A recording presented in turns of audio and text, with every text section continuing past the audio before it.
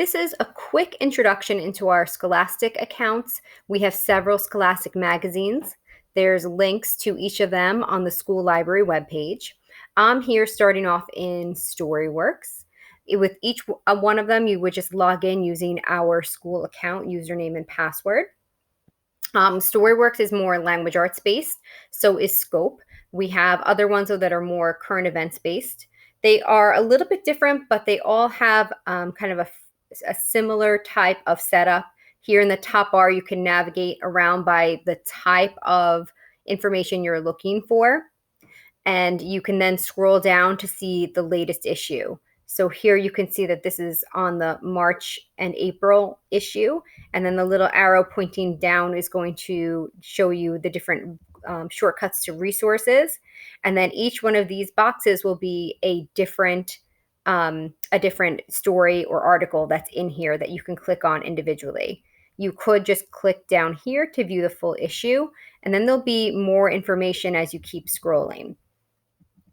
So what you can do here is you can assign students or add things to your Google Classroom so students can have different stories to read. They also have worksheets that are shareable. Some things are in PDF and some things will be Google Classroom wise. So I'm just going to pick on this first one here. I'll select this one. So you'll see right away you could read the story, you could see the resources or the lesson plan. So if I, let's say, just click on the resources, it's going to show you what activities there are for this particular article. What you're going to see here is a couple of different things. It'll give you some more details, a little bit more of a description. It always gives you the Lexile level and all of those things.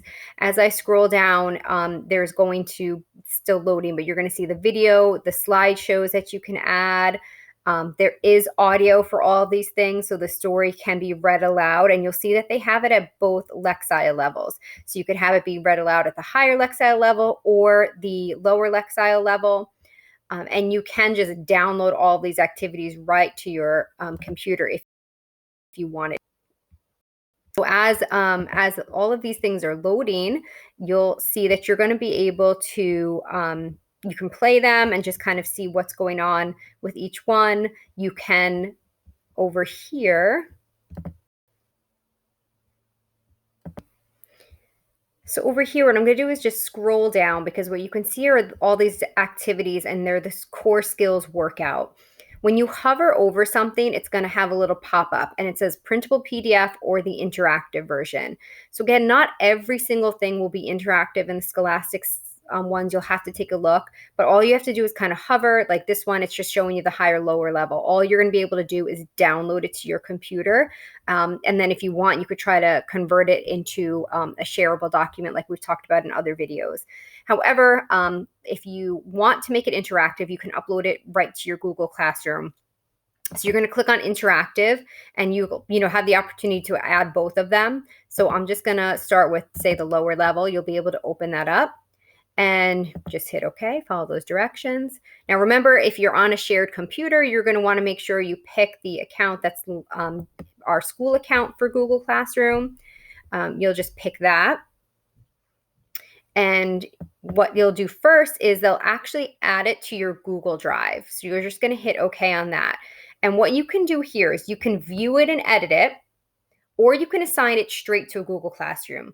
Viewing and editing will allow you to change the title, which sometimes can be helpful. And you can change little things. You could add questions to it. But either way, right now, it's saved to your Google Drive. If you don't want to make any changes, you can just assign it straight to a Google Classroom. If you do that, it's going to open up your Google Classroom. And again, you might need to change it if it's like if I do my drop down, these are my daughters. So I'd have to come over here and again, go back to our school account. So just always make sure when you're on a shared computer that you're just having to possibly go up to that icon and change things. But now I can open this and here's all of my different classrooms and I can add it straight there if I wanted to. One last thing that I want to show you is just a little shortcut.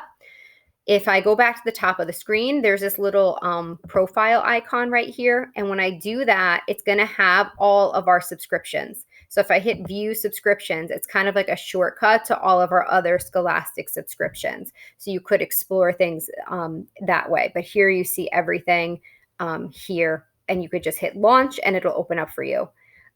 Also, here's student access. Students have this password. It's on the library webpage. Please don't edit it. It's ELMS20. And so if you sign something and it's an article, it'll upload for them, and they just have to put in ELMS20 for the password. And that's again on the library webpage. So that's just a really, really brief introduction. I welcome you to just explore these, and they're a great resource to add to your classroom.